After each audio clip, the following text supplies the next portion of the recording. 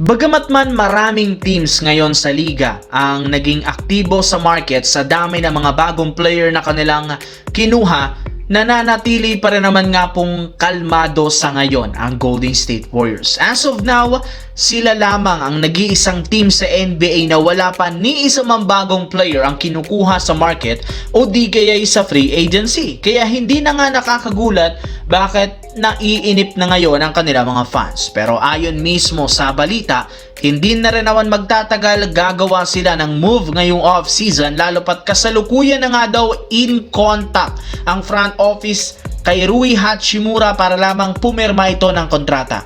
Isa pa rin naman nga itong free agent at inaasahan na hindi na ito babalik pa sa lineup ng Lakers. Magkakaroon nga sila ng meeting sa kampo ni Rui sa susunod na araw para pag-usapan ng posibleng kontrata o kung mapapapayag nila ito na sumali sa kanila. Alam naman nga ninyo, kulang sa wingman ang Golden State kasunod ng injury ni na Jimmy Butler at Moses Moody, kaya kailangan nga nila kung sakali na katulad ni Rui Hachimura.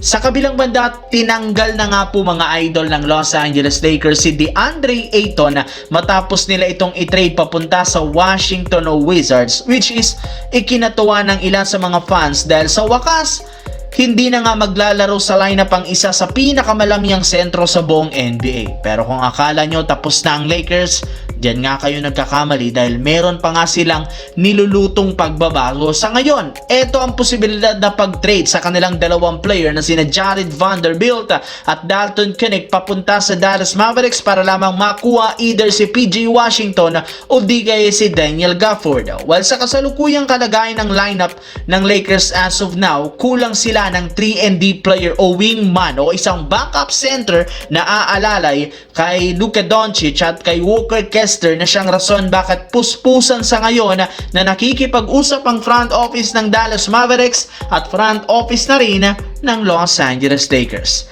Sa kabilang banda, makalipas ang ilang linggo mula nang i-anunsyo ng Washington Wizards na hindi nila ititrade si Anthony Davis, magfo-focus nga ang team sa pag-reconstruct o pagsasaayos ng lineup. In fact, sinusunod rin naman ng kanilang team ang lahat ng request ni na Anthony Davis at Trae Young, lalo na ang pagkuha ng bagong sentro sa ginawa nilang trade sa Los Angeles Lakers. Nakuha nga nila dito ang 7-footer na si DeAndre Ayton gamit si Jaden Hardy at 2 second rounder. Alam naman nga ninyo, matagal na nga pong ayaw ni Anthony Davis na maglaro bilang 5. Mas gusto nga niya ng 4 lamang dahilan bakit hinihiling nito parate sa mga teams na kumukuha sa kanya na kumuha rin ng legit na sentro. Mas nagiging epektibo nga siya ngayon kapag meron siyang kasamang big man. Kaya dahil sa ginawang pagkuha nila sa former number 1 overall pick na si Ayton, sigurado nga pong merong ipapalag sa ngayon ng Washington Wizards